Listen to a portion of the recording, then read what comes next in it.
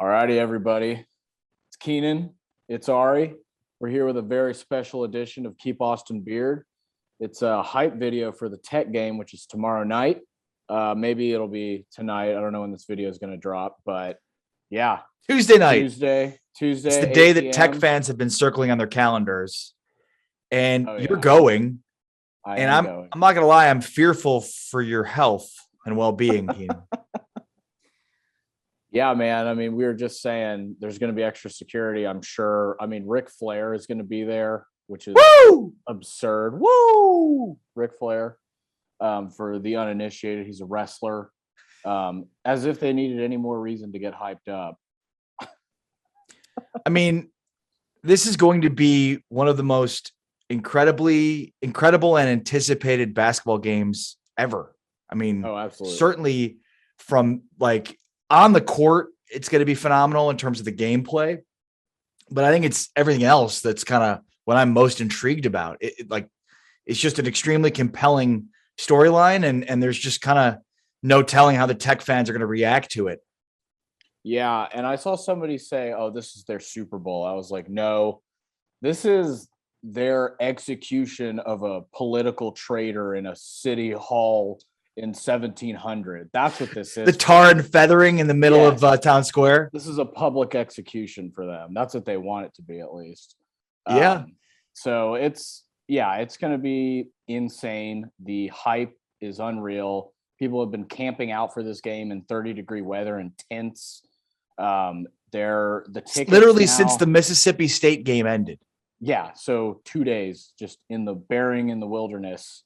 And tickets now, my buddy Joe Cook tweeted this out. So tickets in the upper decks are going for $300. Tickets in the lower decks, the lower you get, up to $1,800 for this game. Wow. Yeah, they're for real. Everybody wants a piece of yelling at Chris Beard, I guess. Yeah. The hate is strong with this one, I would say. You know, it's so interesting, too, because, like, obviously from our vantage point, we're like, get over it. You know, he's moved on. It's his alma mater. He brought you guys to the Final Four into a national championship game. Right? Like, there's a sentiment of, like, why are you still upset? Also, there's the feeling of, like, well, you also replaced Chris Beard with a pretty viable coach. Mark Adams has proven in a short amount of time that he's been a really good replacement. So it sort of seems like, why not move on? You know, like, it's one thing to replace a coach with a bad coach. It's another thing to replace a coach with a really good coach. And, you know, and where are the hard feelings, I guess? You know, I said at the beginning of the year I was one of almost nobody who put Tech in the top 20 to start the season. I had them at 19th or 20th. Wow. And yeah, I was like the only guy who did that. And I was like, there's just no way they fall off that hard. They have a ton of talent. They got a bunch of good transfers. O'Bainer's a transfer. They have Terrence Shannon. They have all these guys. And we'll get into their players individually in a second. But yeah, I mean, I said from the beginning that Mark Adams is not like a huge step down, if a step down at all. I mean, look how they've played this year. They almost swept Kansas. They were 3 points in a double overtime game away from sweeping the Jayhawks, who are ranked what right now? 6, 7? 10th. Okay. Either way, it's a top 10 team. It's a great offense, and they hung with them offensively. They scored 91 points. I mean, given it was double overtime, but scoring 91 is impressive in a college game. And Bryson Williams went absolutely nuts. I think he had 27 points. So Tech has not fallen off at all. In fact, they're better this year than they were last year, like significantly better than they were last year. I think they were 18-14 last year in the regular season. They're 16-5 right now. So the hate is just kind of part of a larger hatred of Texas that exists in schools around the state. Like, Tech has always hated Texas, but this is just on steroids, on meth, whatever you want to say. It's insane the level of hatred. That is a good way to put it. Yeah. So yeah, let's get into the actual game though, because I have a lot of things to say about how I think these two teams match up. So before we do that though, should we recap and just kind of go over the Tennessee game and at least what kind of momentum does Texas have now, having won 3 straight? we said a couple of weeks ago, like this team's got to win, beat Oklahoma State and TCU, and then we'll see what happens in that stretch. Well, the Tennessee game was interesting because it looked really, really great. And it was 51-35, Keenan, with 5.5 to go. And somehow Texas decided to just score one more point, just one more, and still win the game in the final 5 minutes and 30 seconds of the game. They scored 1 point with 2 seconds left in the final 5:30 of that game and somehow still won the game. It was an epic collapse. I mean, a meltdown of the highest order. The fact that they still pulled that game out was absolutely shocking to me. I thought they were for sure done when Courtney Ramey missed those 2 free throws. Right. I was like, they could not hit anything. They couldn't hit anything. They couldn't hit free throws. They couldn't hit jumpers. They turned the ball over several times. And Tennessee's a good defensive team, and they got some players, Vescovy and Kennedy Chandler are great players. But, one of my points that I made on this Tech game, the first point of like how they need to win is don't give up a 19-2 run. Don't do that. Can't do that. If you do that, you're probably not going to win. I charted it. They were 0 for 2 from the field, 0 for 1 from 3, 1 for 6 from the free throw line, and 3 turnovers, including 2 from Timmy Allen. So, that's how do you give up a 19-2 run at the end of the game? Well, you don't score many points, you don't hit shots, and you turn the basketball over. But I guess we don't have to dwell too much on it. They won. They escaped to the win. But I guess I was meaning to figure out from you, was there anything that we kind of talked about Timmy Allen initiating their offense and that being kind of a catalyst for some difference on offense.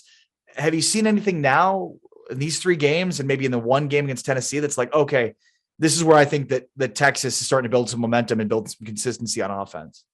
I thought Timmy played pretty well for the first 35 minutes of the game. I thought they were doing a lot of stuff offensively that I thought was like pretty good. They were hitting shots. They were finding guys on backdoor cuts. They were getting layups. They were getting good shots inside, and they were playing suffocating defense until that run at the end. They had 35 points with 5.5 minutes left. Tennessee did. Right. That's the other side of it is they only had 35 points with 5.5 minutes left. Doesn't matter. They got to 51. Yeah, man. 16-1 run is not. That's not how you win basketball. That was games. Crazy. It was just a crazy game. Where I remember when I rewatched it, it was like, wait a minute, 51-35. Wait a minute, 51-35. Yeah. That was the score. It's like you can't even believe it when you're like the final score is 52-51 and they're 51-35 with 5.5 to go. Yeah, it was unbelievable. I was really surprised. I thought they would win the game. I didn't think Tennessee was going to lose by 15. Even with 5 minutes left, I was like, they'll probably get a run. They'll make it, a 10-point game or something. No, they made it a 1-point game and very nearly took it away because they got really hot from 3 in that last 5 minutes, and they had a wide open 3 to win the game, and they missed it. Christian Bishop tipped it out, so the game was over. But I actually kind of had a problem with the way Chris Beard talked about the game afterwards. He was very much like, we won. This is a good team that we beat. We're proud and we're happy. And I was kind of annoyed by that. I was like, you need to kind of address what just happened. Right. He didn't even mention the fact that they got outscored 16-1. And it's like, dude, that is a terrible streak to end a game on. And I don't know I think that had they won that game by a decent margin, they had a lot more confidence going into Tech. I don't know how their confidence is right now after that shaky ending to that game. Yeah, they won, but man, like I told you in that Slack message, look what happened to the Texas football team when they blew that lead against OU. Completely mentally shot them. If Texas had done that against Tennessee, I don't know that this would even be a game tomorrow. You're right. And it's kind of funny to think of like, what's the difference from a psyche perspective of winning and losing that game? I don't know. I don't know that there's much of a difference. You blew a huge lead. You couldn't hit shots on the stretch. Hopefully it doesn't carry over. And my hope is that Chris Beard addressed it with the team, despite not really addressing it formally with the media. So let's look at this Tech game. Yeah. This is the game of the season, certainly, in college basketball. And I mean, what are your thoughts here on this matchup? You know, I'll be real with you, man. I think this is a really bad matchup for Texas because of the way that they force turnovers. They have maybe the best defensive player in the conference in Kevin McCullough, who's a 6'6" guard, and he can guard anybody on the floor for Texas. I mean, the possible exception of Dessou and Mitchell, but he's 6'6" and he's a guard. Like, he can take on Timmy Allen. He can shut down Marcus Carr. He can shut down Ramey. Whoever's hot, they're just going to put him on.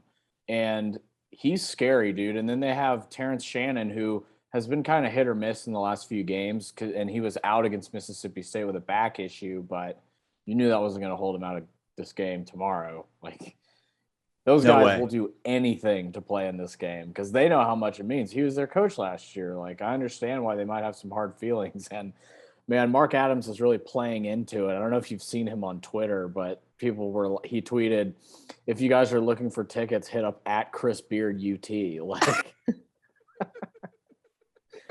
just trash talk, man. Like, I like, you know, what Tech has done, like, from a marketing perspective for this game. I mean, they are riling these guys up. Like, I mean, it's some WWE stuff here.